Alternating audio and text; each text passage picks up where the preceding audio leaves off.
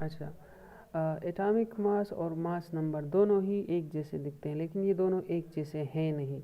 ठीक है, अब इनमें देखो फ़र्क क्या है। इनमें फ़र्क ये है कि पीरियाडिक टेबल के अंदर जो एलिमेंट्स के नीचे लिखे हुए हैं वो आपके पास क्या है, वो आपके पास मास नंबर नहीं होते, वो एटॉमिक मासेस लिखे हुए होते हैं।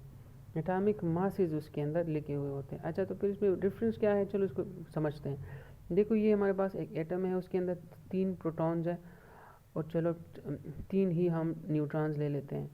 तब इसके लिए जब मैं मास नंबर लिखूँगा ना, मास नंबर ना, तो मैं इसके लिए मास नंबर क्या लिखूँगा, डेफिनेटली 1 2 3 4 5 और 6 ही लिखूँगा, क्योंकि मास नंबर तो सम ऑफ न्यूट्रॉन होता है। ठीक है, अब ये इसका मास नंबर हुआ। अब मैं इसके लिए एटॉमिक मास लिखना चाहता हूँ, एटॉमिक मास लिखना चाहता हूँ, एटॉमिक मास। ठीक है, तब मैं इसके लिए एटॉमिक मास कैसे लिखूँगा। एटॉमिक मास का मतलब होता है कि एटम का जो मास होता है, और एटम का मास न्यूक्लियस, ये मेरे पास न्यूक्लियस है, किसी भी एटम का मैंने लिया हुआ है, लेकिन ये न्यूक्लियस है। अब एटॉमिक मास के अंदर क्या होता है, हमें पता होता है कि 1 प्रोटॉन का जो मास होता है वो हम लोगों ने 1 AMU का कंसिडर किया हुआ होता है। AMU जो है वो mass of unit of mass है। ठीक है, यूनिट ऑफ मास होता है। तो और 1 न्यूट्रॉन का जो मास होता है, 1 न्यूट्रॉन का जो मास होता है वो भी हम लोग 1 AMU का कंसिडर कर रहे होते हैं। तो इसी लिहाज से अब मेरे पास 3 प्रोटॉन है, तो 3 AMU एक ही प्रोटॉन के, मतलब 3 प्रोटॉन के हो गए, और जो मेरे पास 3 न्यूट्रॉन है, 3 AMU उसके हो गए हैं। तो मेरे पास जो एटॉमिक मास होगा, एटॉमिक मास में बस कितना होगा, मेरे पास इसका जो एटॉमिक मास आएगा, एटॉमिक मास जो होगा वो मेरे पास क्या होगा, वो मेरे पास 6 AMU का हो जाएगा। तो देखो, दोनों ही सेम है, इधर मास नंबर भी 6 है, एटॉमिक मास भी 6 है, लेकिन इसके साथ AMU है, इसके पास इसके साथ यूनिट होता है, यूनिट, क्योंकि ये एक फ़िज़िकल क्वांटिटी है, एक फ़िज़िकल क्वांटिटी होती है।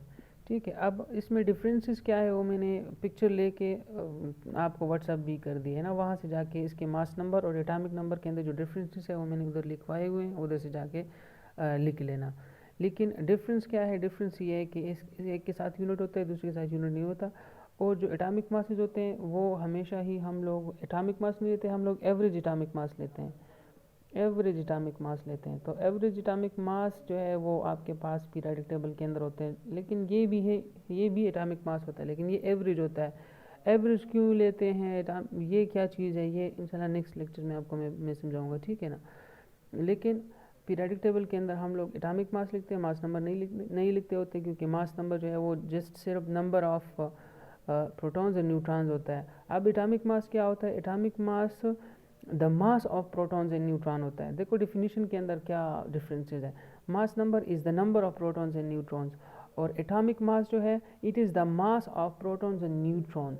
तो एक में नंबर है, दूसरे में मास है, तो देखो नंबर का कोई भी यूनिट नहीं होता, और मास चूँकि एक फ़िज़िकल क्वांटिटी है, तो फिज़िकल क्वांटिटी का एक अपना ही यूनिट होता है। ठीक है, तो ये आपके पास क्या है, ये आपके पास एटॉमिक मास और मास नंबर के अंदर डिफरेंसेस हैं। बाकी रिलेटिव एटॉमिक मास है और एवरेज एटॉमिक मास है, तो ये दोनों टॉपिक्स हैं जो इसके बाद हम करेंगे, वो इंशाल्लाह मैं कल देखूँगा आपको पढ़ाऊँ। ठीक है, अभी तक आज का मैंने बस सिर्फ एटॉमिक नंबर कर लिया है और मास नंबर कर लिए, और आई थिंक सो कि इसमें आपको कोई भी मसला नहीं होगा। ठीक है, ओके, थैंक